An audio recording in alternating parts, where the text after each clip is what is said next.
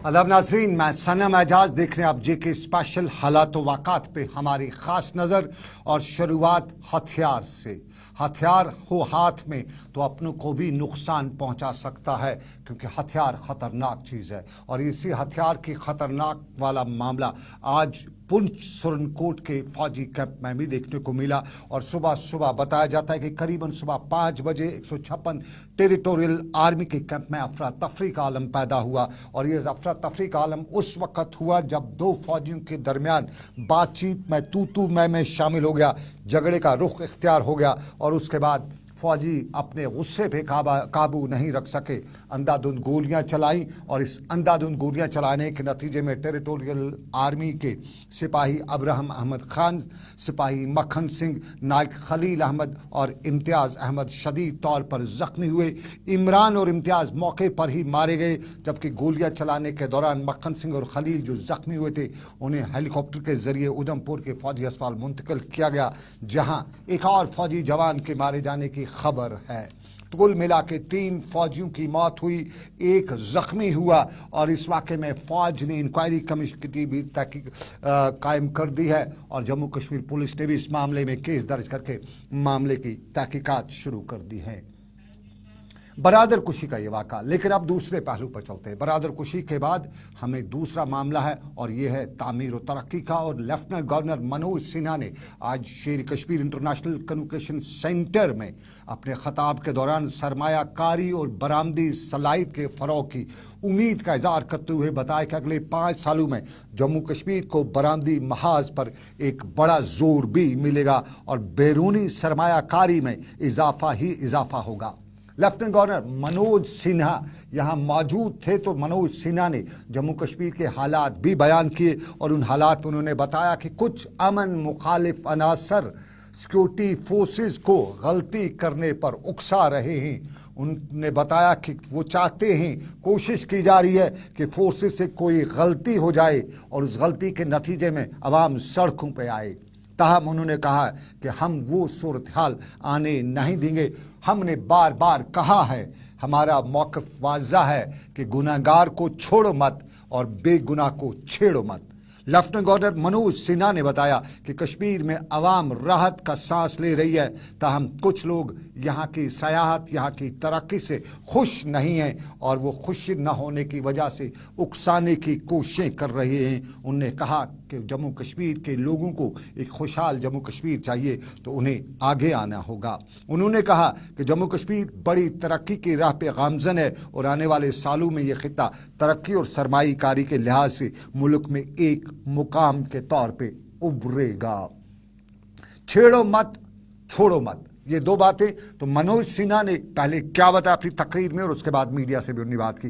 जरा पहले सुनते हैं क्या बताया मनोज सिन्हा ने। कुछ लोग हैं जो कोशिश लगातार कर रहे हैं, उनको ये बात पसंद नहीं है कि यहाँ टूरिज्म कैसे बढ़ रहा है, यहाँ इंडस्ट्री कैसे आ रही है, यहाँ की आर्थिक स्थिति कैसे सुधर रही है, लोगों के जीवन में बदलाव कैसे हो रहा है। मुझे लगता है कि सभागार में बैठे आप सबसे मैं निवेदन करना चाहता हूं कि समाज को भी इसके लिए आगे आना होगा।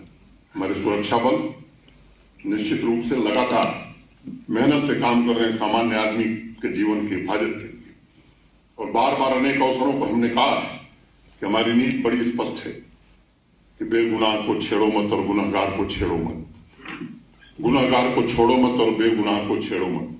उसी नीति पर हम चलेंगे। कुछ लोग उत्तेजित कर रहे हैं सुरक्षा बलों को, हमें उत्तेजित करने की कोशिश कर रहे हैं कि कोई गलती हो जाए सुरक्षा बलों से, ताकि यहाँ की आवाम सड़क पर आ जाए। वो स्थिति हम नहीं आने देंगे। मैं आपसे निवेदन करना चाहता हूं कि जो लक्ष्य तय किए जा रहे हैं, इसी में आपका भविष्य है, आपके बच्चों का भविष्य है। मुझे लगता है कि एक नया जम्मू कश्मीर बनाने में आगे आइए और समाज में भी इस तरह की हलचल पैदा करने की जरूरत है। भाई, जब तक अमन चैन नहीं होगा, शांति नहीं होगी, विकास का मंजर हम नहीं देख पाएंगे। और इसलिए मैं आप सबसे अनुरोध करूंगा, ये केवल प्रशासन की और सरकार और नए कश्मीर में अमन ज़रूरी है। जब तक अमन नहीं होगा तब तक तामीर और तरक्की नहीं होगी। मनोज सिन्हा ने यहाँ ये भी बताया कि जल्द ही जम्मू कश्मीर सरमायाकारी और तरक्की के लिहाज से एक मॉडल मुकाम के तौर पे उभरेगा और कश्मीर G20 सरबराही इजलास की मेज़बानी भी करेगा और इससे जम्मू कश्मीर में सरमायाकारी को जोर भी मिलेगा। नौजवानों के रोज़गार के मसाइल जो हैं वो वसाइल पैदा होंगे। और यहाँ पे मनोज सिन्हा ने बताया कि वज़ीर-ए-आज़म नरेंद्र मोदी की ज़ाती मुदाखलत से जम्मू कश्मीर जली बरामदी मनसूबात पर काम कर रहा है और अगले 5 सालों में जम्मू कश्मीर को एक बड़ा जोर मिल सकता है और यहाँ की सलाहियत में इजाफा भी होगा। मीडिया से बात करते हुए मनोज सिन्हा ने बताया, जम्मू कश्मीर में एक्सपोर्ट का पोटेंशियल बहुत बड़ा है। खासतौर से हैंडीक्राफ्ट, हमारा पेपर मेसी, हार्टिकल्चर का अनेक प्रोड्यूस हैं। पश्मीना है, बसोली पेंटिंग है, हमारा कारपेट है, ढेर सारी संभावनाएं यहाँ हैं। और पिछले 2 वर्षों से हम लोग इस पर काम कर रहे थे भारत सरकार के कॉमर्स मिनिस्ट्री के साथ मिलकर के। आज हर डिस्ट्रिक्ट का एक डिटेल प्लान हमने बनाया है और मुझे लगता है कि आने वाले दिनों में जम्मू कश्मीर के हर जिले से एक्सपोर्ट हो, इसकी कोशिश हम करेंगे। और हम आभारी हैं माननीय प्रधानमंत्री जी के, जिन्होंने इसमें मार्गदर्शन नहीं बल्कि बड़ा सहयोग भी हमारा। छोड़ो मत छेड़ो मत, 2 मामलात और इन्हीं 2 मामलात के पस मंजर में हमने सियासी लीडरान से भी रद्द-ए-अमल जानने की कोशिश की।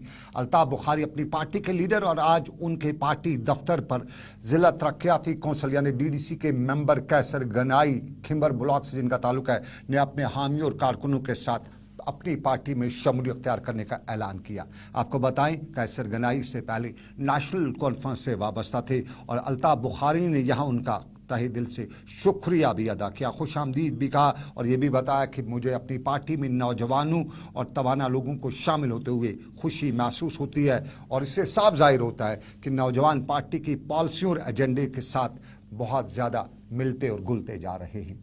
ज्वाइनिंग, लेकिन इस मौके पर मीडिया ने उनसे सवाल पूछा कि मनोज सिन्हा साहब ने बताया है कि अमन जब तक नहीं होगा तरक्की नहीं होगी, छेड़ो मत छोड़ो मत, ये 2 फार्मूले और उसके साथ साथ एक्सपोर्ट की बात भी की। अल्ताफ बुखारी से हमने इसी पर रद्द-ए-अमल जानने की कोशिश की तो अल्ताफ बुखारी ने कहा कि गवर्नर साहब जो कुछ भी बता रहे हैं वो कौन किसकी तरफ इशारा कर रहे हैं, ये अमन ख़राब करने वाले, वो भी मामला है। ज़रा सुनते हैं अल्ताफ बुखारी को क्या बताया। ये कोई नई बात नहीं है जो उन्होंने आज कही है, ये तो हम पिछले 70 साल से ये सुनते आए हैं। और लेकिन मेरा मानना है कि लोग अमन चाहते हैं और लोग ही सबसे बड़े इसके ये होते हैं। दे आर द बिगेस्ट जो स्टेक होल्डर्स, अमन के स्टेक होल्डर्स वही है। अल्लाह के फजल से जब लोग अमन चाहते हो तो अमन ही रहेगा। सर, उन्होंने किसी का नाम नहीं लिया तो आपसे जानना चाहेंगे। नहीं, वो तो सब उनको पता होगी, वो तो हमें पता नहीं है। लेकिन चूंकि आपने सवाल किया तो मेरी गुजारिश होगी LG साहब से कि हम क्यों अपने यूथ को परेशान कर रहे हैं कि वो स्ट्रीट में जाए। आज आपने देखा होगा वो फाइनेंस अकाउंट्स असिस्टेंट्स हैं या इसी तरह से बाकी इदारे हैं जहां बच्चों ने इंटरव्यू दिए, सिलेक्ट हुए और उनको परेशान किया जा रहा है इस नाम पे कि अभी ये इंक्वायरी। LG साहब ने किन की तरफ इशारा किया हमें मालूम नहीं। जो आपने सवाल किया हमने उस पर रिएक्ट किया अल्ताफ बुखारी का। लेकिन अमन के लिए लोगों के, नौजवानों के साथ जो कुछ भी हो रहा है वो नहीं होना चाहिए। अल्ताफ बुखारी ने मिसाल दी श्रीनगर की प्रेस कॉलोनी में लगातार दूसरे दिन मुजाहरा करने वाले जो अकाउंट असिस्टेंट्स हैं उनका, और ये भी बताया कि गुनहगार को सज़ा मिलनी चाहिए और जो बेगुनाह है उसको क्यों सज़ा मिले। ये सवाल उन्होंने वहाँ पर उठाया। लेकिन हमने यही मामला नेशनल कॉन्फ्रेंस से भी उठाया। नेशनल कॉन्फ्रेंस के सीनियर लीडर और रुकने parliament justice retired Hasnain Masoodi से हमने पूछा कि ऑनरेबल गवर्नर साहब ने बताया कि अमन ज़रूरी है, तो नेशनल कॉन्फ्रेंस या यहाँ की आवाम और यहाँ की सियासी जमातें क्या किस तरह से इस बयान को देख रही हैं। जस्टिस हसनैन मसूदी, आवाम की उमंगें हैं, सियासी उमंगें हैं, सियासी तमन्नाएँ हैं, आरज़ू हैं, जब तक उनको आप एड्रेस नहीं करेंगे, उनको पूरा नहीं करेंगे, पायदार अमन कैसे हासिल हो सकता है। देखिए, अमन, तरक्की और सियासी जो तमन्नाएँ हैं उनको की तशफ़ी करना, इसमें कोई सौदाबाजी नहीं हो सकती। हम कहते हैं कि ट्रेड ऑफ्स नहीं हो सकते हैं, वो अपनी जगह पर, ये अपनी जगह पर। अब 4 साल से आपका कोई जमहूरी निज़ाम है ही नहीं, तो कैसे आप कर सकते, तरक्की की कैसे आप बात कर सकते हैं कि हाँ तरक्की हो। हम चाहेंगे कि एक जमहूरी जो जमहूरी की तर्ज हुकूमत कायम हो, और वो कायम हो तमाम हुकूक के साथ जो छीने गए 5 अगस्त को।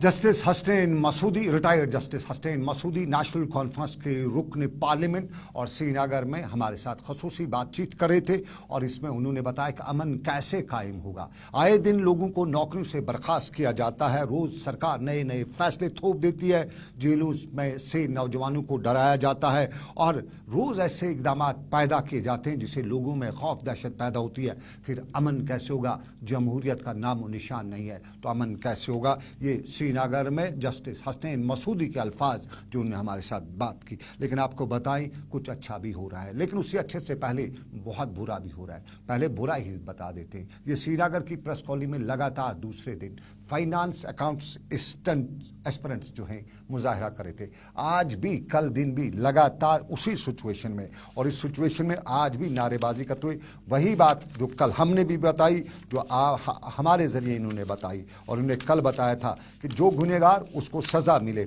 और जो गुनहगार नहीं तो उसको क्यों घसीटा जाता है, क्यों किया जाता है। ये सब वो मामला उन्होंने आज यहाँ पे हमारे साथ मीडिया के साथ बात करते हुए बताया। खालिद को, और यहाँ पर सारे FA क्वालिफायर्स है।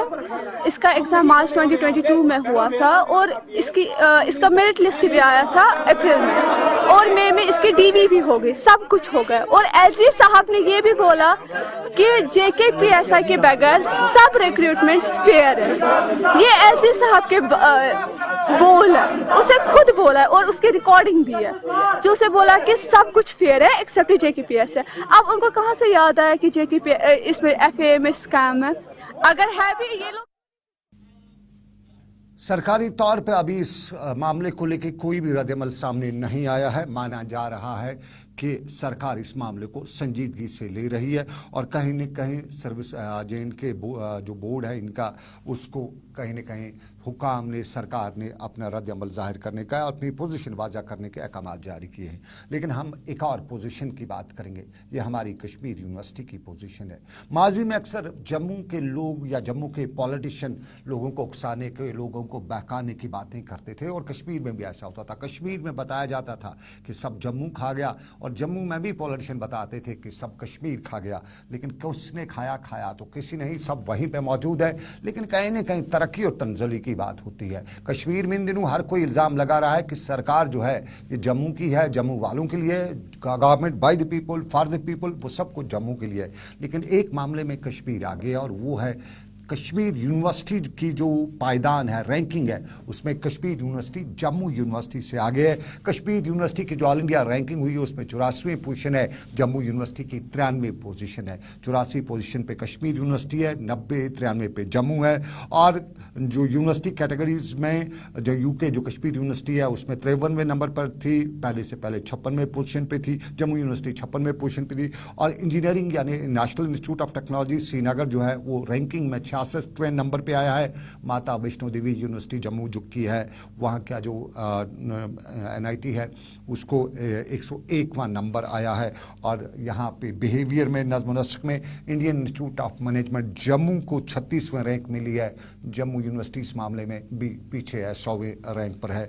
माता वैष्णो देवी यूनिवर्सिटी को जो फ़न तामीर है, इंफ्रास्ट्रक्चर है, उसके ज़ुमरे में 16वां मुकाम मुल्क में हासिल हुआ है। ये अच्छी खबर। कहीं न कहीं जम्मू और कश्मीर साथ साथ चलते नज़र आ रहे। लेकिन अब ज़रा हम दूसरे मामले पे चलते हैं और ये हम एजुकेशन पे बात करते हैं। जब बात यूनिवर्सिटी की आती है तो तालीम की बात ज़रूर आती है। आज स्कूल खुले हैं और ये स्कूल समर ब्रेक के बाद खुले हैं। और समर ब्रेक के बाद जब स्कूल खुलना शुरू हुए तो यहाँ पे सरकार ने कल एक नोटिफिकेशन भी जारी किया, एक सर्कुलर जारी किया। इसमें डूज एंड डू नॉट्स सरकार ने बताए कि स्कूली बच्चे जो स्कूल जाएंगे, गर्मी का मौसम है, किस तरह से वो रहेंगे। और इस डूज एंड डू नॉट्स के दौरान पानी पीने का मशवरा दिया गया, वहाँ पे सभी फैसिलिटीज़ का ऐलान भी किया गया। लेकिन आपको नाज़रीन बताएं, जम्मू कश्मीर के चीफ सेक्रेटरी ने 2 दिन पहले ही श्रीनगर के SKC में असातिज़ा कॉन्फ्रेंस थी, उस दौरान एक बड़ा ऐलान करते हुए बताया था। जब मीडिया ने उनसे पूछा कि इंफ्रास्ट्रक्चर की जम्मू कश्मीर में कमी है तो सवाल को आधा इधर आधा उधर करते हुए उन्होंने बताया था कि बिल्कुल कमी नहीं है। तो सरकार को हम बता ही देते हैं तस्वीर के जरिए, वीडियो के जरिए। बडगाम का स्कूल हम ले लेते हैं, श्रीनगर के नज़दीक का इलाका है। ये मासूम बच्चे ये मुजाहरा करें, साहब ज़ाहिर है इन मासूम बच्चों को मुजाहरे की कोई अहमियत नहीं होगी, मुजाहरे का मतलब पता नहीं होगा। इन्हें गाँव वालों ने, वालदेन ने, असातिज़े ने, किसी ने बताया होगा कि आइए रोड पर आ जाइए, मीडिया आ जाएगा, इंतज़ामिया आ जाएगी। और ये बडगाम के नज़दीक के इलाके में मीडिया पहुँचा, इन बच्चों से बात की, लोगों से बात की। मालूम हुआ कि यहाँ तो स्कूल पे पीएचई वाले कब्जा करना चाहते हैं, पहले एक और डिपार्टमेंट कब्जा कर रहा था। उनसे मिन्नत समाजत करके इमारत, जो खस्ता हाल इमारत है, उसको वापस लिया गया ताकि बच्चे तालीम हासिल कर सकें। लेकिन इधर छुट्टियां हुई, इधर सरकार का एक और इदारा जिंदा हो गया। और ये जिंदा इदारा इलाके के लोगों को साफ पानी मुहैया फराहम करने का दावा करते हुए स्कूल की इमारत के सामने गड्ढा खोद रहा है। और गड्ढे में अक्सर जाया जाता है, गड्ढे से बहुत कम बाहर निकलते हैं। यहाँ तालीम को इस गड्ढे में डालने की शायद कोशिश की जा रही है। इंफ्रास्ट्रक्चर ये है जिसका खुद हमारे चीफ सेक्रेटरी साहब ने दावा भी किया था। और उसके साथ साथ ये मामला जो है ये हम इंतजामिया तक पहुँचाते हैं, क्योंकि बडगाम का इलाका है, श्रीनगर के साथ वाला इलाका है, कोई दूर का इलाका नहीं है। ज़रा लोगों की सुन लेते हैं। और उसके बाद हमने इंतजामिया से भी बात की, वहाँ के एडमिनिस्ट्रेशन से बात की, पूछा उनसे कि तालीम के नाम पे मजाक है या तालीम फरसूदा अमल है या तालीम की ज़रूरत नहीं है। पीने का पानी कहीं से भी लाया जा सकता है, लेकिन तालीम हासिल करने के लिए पुराने ज़माने में चीन जाना पड़ता था। आज के ज़माने में सरकार कहती है कि घर के पास तालीम है, लेकिन ऐसी तालीम जिस तालीम से न अल्लाह मिले, न खुदा मिले, न दुनिया मिले, वो तालीम शायद यहाँ देने की कोशिश की जा रही है। सुनते हैं। अर्ज ये बिकमनार 1966 मज स्कूल आमुत योर, मगर तन पे वुन तम स्कूल बनोमुत कहें। अमे पे आमुत बन कन गोजर गाम, तिम आव 1970 मज स्कूल, तत प्राइमरी स्कूल, तत बच्चे 20, ये बच्चे 60, ये खे वुन तम 20 बच्चे हल करो। तम पे पृछान ये कहीं वन गए पतम लटि अत सारे पुरानिस मज मल, ये जमीन ये यूत सा घास चराई। अगर यमो ये वन गए पे पीएचई वाले दुत तमो दोप करो सा स्कूल अत मुंतकिल। अमे पे गई डीसी साहबस कोर तमो तिमन गए ओतर, तिमन कर 4 फेर वुन तम। अमे पे रात तूर पे दो तमो हसा रुकाव यह कम। ओतर अमे दो अचानक गई छुट्टी, यमो अचानक यमो नी ये बनत यपर स्कूल छुट्टी आ स्कूल बचस वो ओतर पे वोत यह वन आज रुकाव पगह रुकाव। रात तोन सी सोपन दोप हसा यमो डी काम पे वोतम एप्लीकेशन। बच्चे मुजाहरा कर रहे थे, मुकामी लोग सड़क पे थे और बच्चे अपनी तोतली आवाज़ में कुछ सुनाना चाहते थे। और इन बच्चों को शायद मालूम नहीं था कि उनके फ्यूचर के साथ, उनके मुस्तकबिल के साथ खिलवाड़ है। यहाँ पीएचई डिपार्टमेंट को यहाँ पे बनानी थी वाटर टैंकी। वाटर टैंकी के लिए कहीं बहुत सी घास चराई की ज़मीन है, उस पर लोगों ने कब्जा कर रखा है। वहाँ नहीं बनाई तो बिल्कुल स्कूल के सामने इसलिए बनाई ताकि स्कूल में तालीम को रुकावट आ जाए। शायद यही उनका मंसूबा हो सकता है। अदरवाइज दुनिया के किसी भी मुल्क में स्कूल के आसपास के माहौल को साफ रखा जाता है, अपने यहाँ साफ नहीं, अपने यहाँ गड्ढे खोदे जाते हैं। हमने यही मामला एजुकेशन डिपार्टमेंट के अहदेदारों से उठाया, उनसे पूछा कि ये क्या मामला है। पहले तो स्कूल खस्ता हाल है, उस पर अगर कहीं जुगाड़ किया जाता था तो जुगाड़ पर भी ये तलवार क्यों? तो जवाब जरा उनका भी सुन लीजिए। देखिए, जो जहाँ तक जल शक्ति जल जीवन मिशन का मसला, वहाँ पर एक ओवरहेड ओएचटी तामीर होने जा रही है। वो बात भी अपनी जगह सही है, क्योंकि लोगों को पीने का साफ पानी चाहिए। तो जब तक वो हो जाएगा तब हम देखेंगे। हमने डिपार्टमेंट के साथ, जल जीवन मिशन के साथ ये टेक अवे किया कि इस टैंकी को किसी दूसरी जगह रिलोकेट किया जाएगा। तो लेकिन उसको आपको मालूम होगा कि एक दिन में नहीं हो सकता ऐसे फासले, उसमें 1-2 दिन लगेंगे। लेकिन तब तक बच्चों के साथ है हम, तब तक कोई दफ्तर बच्चों के साथ है या उनको तालीम देना है। बच्चों को क्या कहीं लड़ाई झगड़ा करना है? जो साथ है बच्चों को तालीम चाहिए, इंफ्रास्ट्रक्चर चाहिए। और इंफ्रास्ट्रक्चर में अगर इलाके के लोग जुगाड़ करें तो जुगाड़ से महरूम क्यों किया जाता है, ये सवाल पूछा जा सकता है। लेकिन आपको बताएं, ये तालीम पे जुगाड़ करने का अलमिया इधर नहीं, हर जगह पे है, शायद पूरे मुल्क में है। अगर नहीं है तो ज़रा राजौरी के मंडी इलाके, पुंछ के ज़िला के मंडी इलाके के इन बच्चों की कहानी भी सुन लीजिए। शायद कश्मीर के बडगाम के इलाके से कुछ हट के नहीं है। ये बच्चे तालीम भी पढ़ते हैं खुले मैदान तले, और तालीम पढ़ने के साथ साथ इन्हें तालीम बाहर खुले मैदान में पढ़ाने के लिए खुद इंतज़ामिया ने रोल अदा किया है। आज ये सड़क पे भी आए हुए थे और सड़क पर आके ये अपनी बात बताना चाहते थे, पहुंचाना चाहते थे। इनका पहला मुतालबा था कि अगर यहाँ पे इलाके में कोई फोर्सेस का कैंप लगाना है, कोई कुछ लगाना है, तो स्कूल क्यों उसके लिए होगा? और भी इदारे हैं, पंचायत घर में लगाया जा सकता है, वहाँ किसी और जो है इतने है, पीएचई है, इरिगेशन है, एनिमल हस्बेंड्री है, उनके दफातर वहाँ पे लगाया जा सकता है। स्कूल में लगाने की क्या ज़रूरत है? और जब स्कूल में यहाँ पे कैंप लगाया गया है तो बच्चे कहाँ जाएंगे? और पिछले दिनों कोविड की वजह से तो एक और मार पड़ी थी, और कोविड के बाद जब स्कूल आया वापस तो कभी इसको पटवार खाना बनाया गया। और ये भी मजे वाली कहानी है, पटवार खाने को किसी भी दुकान पे खड़ा किया जा सकता है, स्कूल को दुकान पे खड़ा नहीं। लेकिन इलाके में इंतजामिया ने पटवार खाने को कभी स्कूल मुंतकिल किया था, जिस पर लोगों ने एहतजाज किया। बाद में एक कमरा ये लोगों को मिला, और ये सारे मामले के बाद आज मासूम बच्चे धूप में सड़क पे बात अपनी पहुंचाने की कोशिश कर रहे थे। सर, हमने पहले भी कहा था, इन्होंने 10 दिन का बोला था, अब आपको ये वाला स्कूल खाली कर देंगे, इन्होंने नहीं किया खाली। हमें 3 साल के बाद स्कूल खुले थे, यही था। और आज 10 दिन की छुट्टियां पड़ी थी, यही था। ऊपर उन्होंने बिल्डिंग दी थी, वहाँ पे हमें 10 दिन की छुट्टियां पड़ी थी। आज वहाँ कॉलेज आर्मी वाले घुस गए हैं, तो हमें ये स्कूल दिया जाए जहाँ हम 3 साल से पहले पढ़ रहे थे। हम दरबदर। ये राजौरी के पुंछ के मंडी इलाके का स्कूल, और आज आपको बताएं समर ब्रेक के बाद आज स्कूल खुले थे, और इन स्कूलों में बाज़ाब्ता तौर पे कल डायरेक्टर स्कूल एजुकेशन ने एक ऐलान भी किया था, नोटिफिकेशन भी जारी की थी, बताया था कि आज स्कूल खुलने हैं। कुछ खुले, कुछ आज भी बंद थे, प्राइवेट का सरकारी स्कूल भी बंद थे। और कुछ पट्टन के स्कूल का हाल कुछ यूँ था। पट्टन के स्कूल का हाल हम अपनी तस्वीर में आपको दिखाते हैं, girls higher secondary school Pattan का। और यहाँ पे आज सन्नाटा छाया हुआ था। वो क्लासरूम है, ये बाहर है, सन्नाटा हर तरफ था। और सन्नाटे की सबसे बड़ी वजह आज शायद ना वालिदैन को ना बच्चों को पता था उनको स्कूल आया था। स्टाफ तो आया हुआ था, लेकिन कोई तरगीब बच्चों को नहीं थी दी गई थी। वालिदैन को शायद किसी ने बताया नहीं था। न जाने वो लाइलम इतने कैसे रहे कि आज उनने बच्चों को स्कूल नहीं भेजा। ये एक अलमिया शायद हो सकता है। लेकिन आपको अब हम दूसरे पहलू पे लिए चलते हैं, और ये हम सरहदी ज़िला कुपवाड़ा से शुरू करेंगे। कुपवाड़ा के बारे में आप जानते हैं कि कहते हैं कि वहाँ कायदा और कानून कम ही चलता है, और कायदा और कानून की एक मिसाल मेरे सामने है। कुछ मेरे पास आदाद शुमार हैं, और ये आयुष महकमे के आदाद शुमार हैं। और कुपवाड़ा में आयुष महकमे की मनमानियाँ कहें या यूं कह सकते हैं कि आयुष महकमे में कुपवाड़ा में जो कुछ भी हुआ है उसमें मनमानी नहीं है, बल्कि कहीं न कहीं करप्शन के इल्ज़ामात मुकामी लोग आयद कर रहे हैं। बहुत सी वहाँ एम्प्लॉयमेंट हुई है, कहा जाता है बहुत से लोगों को नौकरियाँ दी गई हैं आयुष के महकमे में। और ये आयुष के महकमे में नौकरियाँ जो हैं सर्विस सिलेक्शन बोर्ड ने नहीं दी हैं, डायरेक्टरेट ने नहीं दी हैं, कुछ सी बड़े अहदेदार ने, सिविल सेक्रेटरी को ऐसा हुक्मनामा जारी नहीं हुआ है, बल्कि लोकल लेवल पे बाज़ाब्ता तौर पे लोगों को जॉब्स दिए गए हैं। और ये बड़ी तादाद में हैं, उन पे हम बात करेंगे। लेकिन सर हम ये भी बताते चलें कि कुपवाड़ा में लोगों का ख़ास अंदाज़ा है कि ये है। लेकिन कुपवाड़ा में जहाँ ये हो रहा है, वहाँ कुपवाड़ा की ज़िला इंतज़ामिया आयुष की जो है, जो कुपवाड़ा में आयुष इंतज़ामिया है, उसका एक नया कारनामा भी हमारे साथ नौकरियों के साथ नज़र आया है। डॉक्टर कहीं पोस्ट है, उसको कहीं अटैच किया गया, जब सरकार ने अटैच किया गया। हम मिसाल दे सकते हैं, हम मिसाल दे सबसे पहले डॉक्टर सोहेल नज़ीर, ये आयुष के डॉक्टर हैं, कुपवाड़ा के टंगडार के इलाके में तैनात थे बाज़ाब्ता तौर पे। लेकिन लोकल लेवल पे इनका हुक्मनामा इसको अटैच करके कुपवाड़ा में रखा गया है, और ये सरकार के किसी ओहदेदार को शायद मालूम।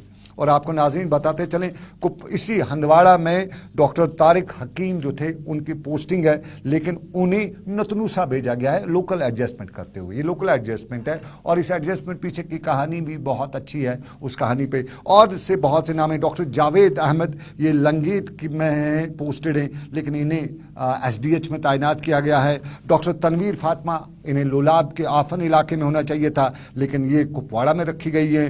डॉक्टर अब्दुलरशीद मीर, इनका मंजगाम में इन्हें होना चाहिए था, इन्हें लिलम विलगाम में रखा गया है। और इस तरह से बहुत से डॉक्टरों की एक बड़ी फहरिस्त, लंबी फहरिस्त मेरे पास है, कितना आपको बताएं। और उम्मीद है कि कि ये मामला जो है इंतज़ामिया ज़रा चलते चलते देख भी लेगी। और चलते चलते आपको बताते चले कि ज़िंदगी भर साथ निभाने का वादा भी कभी कभी पूरा हो जाता है। और ये श्रीनगर के हारवन के इलाके में आज देखने को मिला। और यहाँ पे बताया जाता है कि एक लड़की के साथ जो है एंगेजमेंट वगैरह हो गई थी, फिर कुछ अनबन हो गई और उस अनबन में लड़के ने कहते हैं कि आज सुसाइड की कोशिश की और उससे जो ही अस्पताल पहुंचाया गया, जिस लड़की के साथ उसकी रिश्ते अजवाज में मुंसलिक होने का फैसला लिया गया था, जब उसने सुना कि लड़के ने सुसाइड कर लिया, उसने भी सुसाइड कर ली और यूं साथ मरने साथ जीने का जो वादा है कोशिश की। लड़के के बारे में बताया जाता है कि अभी वो मौत हयात की कश्मकश में मुब्तला है, ताहम लड़की के बारे में मालूम हुआ कि वो ज़िंदगी की जंग हार चुकी है। साथ जीने का, साथ मरने का वादा भी किया था, उसको पूरा करने की दोनों ने कोशिश। तो फिलहाल श्रीनगर के स्टूडियो से दीजिए इजाज़त इस वादे के साथ कि रब कायनात की मर्जी, फिर होगी आपसे मुलाकात। रखिए अपना ख्याल। अल्लाह हाफिज़।